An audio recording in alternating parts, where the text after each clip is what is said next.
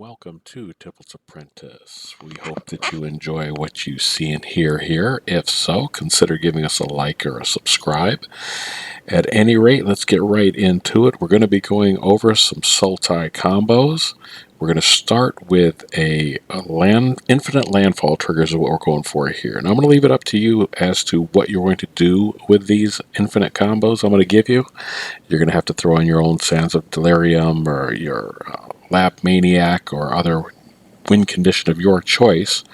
But this is just going to give you some quick combos that are under $1.50 for all the cards involved, or each card in the combo. At any rate, let's get right to it. Coral Helm, Sakura Tribe Elder, and Golgari Rot Farm. Really, any bounce land will do, but you get the Coral Helm onto the battlefield, and then you tap and activate your Sakura Tribal Scout rather. Tap it, put the Golgari Root Farm from your hand onto the battlefield, and you start your infinite loop that way. That can also be substituted out with a couple of other things for the Sakura Tribe Elder. We have other cards that have that same effect, so it's a good way to have redundancy within your initial combo. For the next combo, we're going to go with a Lagoon Mystic, Patron of the Moon, and a Simic Growth Chamber. And again, any bounce land's going to work for this one. We're going to wind up with infinite landfall triggers, infinite blue mana, as well as infinite green mana. Requires all the permanents on the battlefield with a Simic Growth Chamber or some other land in hand with 1 mana available. By paying the 1 mana, you can use the Patron of the Moon to put the Simic Growth Chamber or any other bounce land onto the battlefield. Target itself, that land, whatever that is, trigger goes on the stack. You then tap the Growth Chamber for 2 mana, allow the trigger to resolve, and return that card back to your hand. Simple, straightforward. Again, this isn't a win condition by itself, but in conjunction with something else that I'm sure that you would love to use. You all have our favorite pet cards that we like, right? So you're going to use one of those to finish out the game. Moving on to the next combo.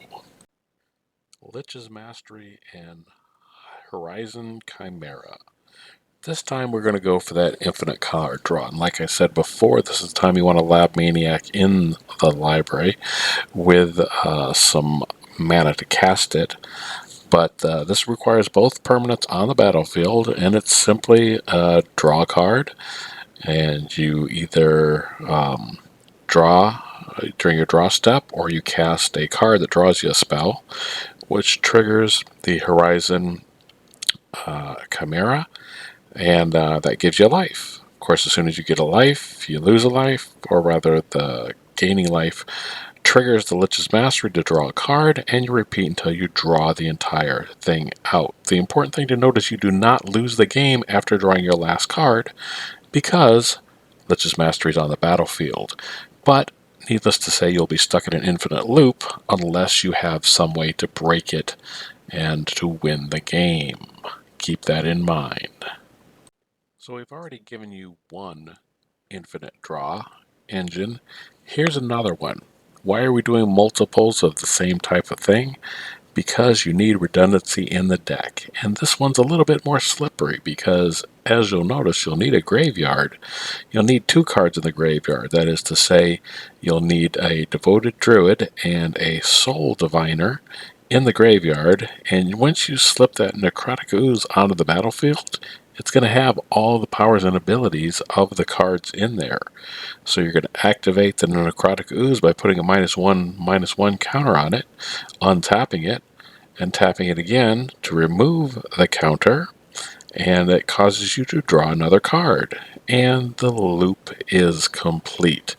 It's important, of course, that you don't have the Lich's Mastery power to not lose the game, so be careful when you're playing this, and be aware, have that sack outlet, have something that will break the loop and let you win.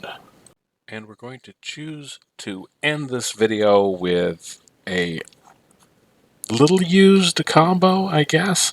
I think it's going to gain in popularity, or maybe you'll just be the sneaky one that has this on the battlefield. But I do believe that infinite proliferate is going to be a thing. And with that in mind, you're going to have Volrath, the Shape Stealer.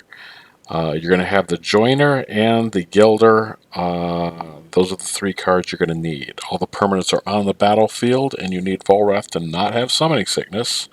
And at least 1 mana counter, rather, on each of the Joiner and the Gilder, and 1 mana to spend. So it's going to take a little bit to activate this. But you activate Volrath by paying 1 colorless, causing Volrath to become a copy of Viridian Joiner. Until the next turn, you activate Volrath by tapping at least 7 green mana, and you spend 1 colorless, activating Volrath, causing Volrath to become a copy of the Gilder until end of turn. And then, by paying 2 colorless and a hybrid mana of either blue or green, untapping it, you can proliferate all counters on target permanents.